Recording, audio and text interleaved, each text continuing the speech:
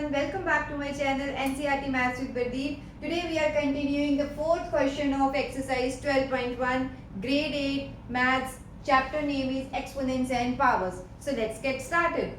Here this question says that evaluate means we need to find the final value. So how to do it? See, let's check. 8 raised to power minus 1. So here we should first convert this into exponent form. That is, factorize 8. This will be 2, 2 and 2. So that means 2 into 2 into 2. How much it will be? 2 raised to power 3. So here 8 can be written as of this form, 2 raised to power 3. And this minus 1 as it is. So next is 5 raised to power 3 over 2 raised to power minus 4. So now we will use the rule in which a raised to power m whole raised to power n. So what should be our answer? M into n. Base as a, m into n. So that means 2, 3 into minus 1 will give me minus 3. And here it is 5 into raised to power 3 over 2 raised to power minus 4. So what we should do now, whenever question comes at this stage, we will check which numbers have same bases and we will solve it together and different bases as separately. So here both terms has base as 2. So we will write like this, 2 raised to power minus 3 over 2 raised to power minus 4 and this as normal. So here again which rule we can use? A raised to power m over a raised to power n. So what should be our answer? A raised to power m minus n. So let's see. This is equals to 2 raised to power minus 3 minus of minus 4.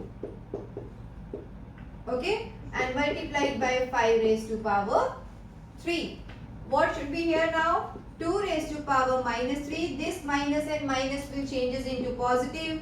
4 multiplied by 5 raised to power 3. So now this is 2 raised to power 1 into 5 raised to power 3. Since question is evaluate, so we need final answer here. So this will be 2 raised to power 1 means only 2. 5 raised to power 3 means 5 is being multiplied by itself 3 times. Okay, so what should be our answer now? 2 5s are 10, 10 5s are 50, 50 into 5 is 250. So 250 is my final answer. Is it clear? Let's solve the second part. Here it is 5 raised to power minus 1 into 2 raised to power minus 1 bracket and then multiplied by 6 raised to power minus 1. Everywhere power is negative. First change it into positive. That means 1 by 5. 2 raised to power minus 1 means 1 by 2 and here it is 1 by 6. These cannot be factorized further. No need to do that. We will get the final answer as 5 into 2 into 6. So 5 into 2 as 10, 10 into 6 as 60. So this is our question number 4. Now let's move to question number 5.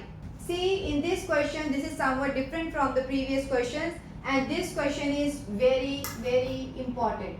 This type of question usually come in your examination. So let's see how to solve this type of question. Here it is, find the value of m for which 5 raised to power m divided by 5 raised to power minus 3 is equals to 5 raised to power 5. Means we need to find the value of m here. So let's see how to solve this type of question.